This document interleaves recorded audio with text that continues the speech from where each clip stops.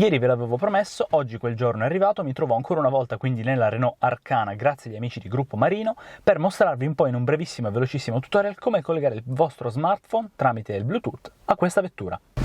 La procedura per collegare il mio smartphone via Bluetooth è veramente semplicissima. In primis, io per darvi un po' di contesto sto utilizzando il mio iPhone 8, ma è una procedura uguale per anche i dispositivi per esempio Android.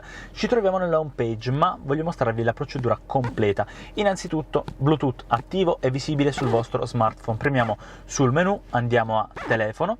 Qui ci sono i dispositivi precedentemente connessi via Bluetooth, ovviamente anche il Bluetooth della vettura deve essere attivato, noi lo attiviamo adesso. Premiamo su aggiungi nuovo dispositivo, lo dobbiamo cercare, deve essere acceso e visibile sul nostro telefono, lo cerchiamo premendo su ok, è visibile anche l'auto sul nostro telefono, vediamo chi dei due, il mio telefono o l'automobile, riconosce l'altro al primo colpo.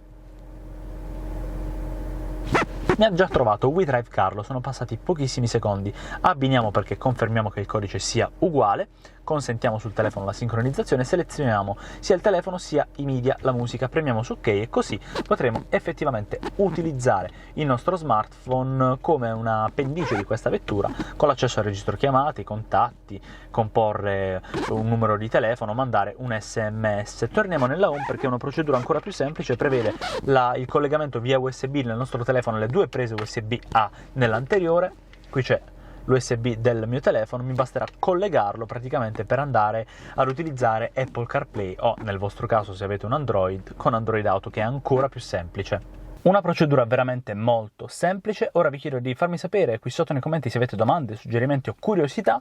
Inoltre, se questo video vi è piaciuto lasciateci un bel like, iscrivetevi al nostro canale e cliccate sul campanello per non perdervi i nostri prossimi contenuti che però non si fermano a YouTube, ma potete trovare anche sul nostro sito internet e su tutte le piattaforme social su cui siamo presenti cercando semplicemente WeDrive.tv.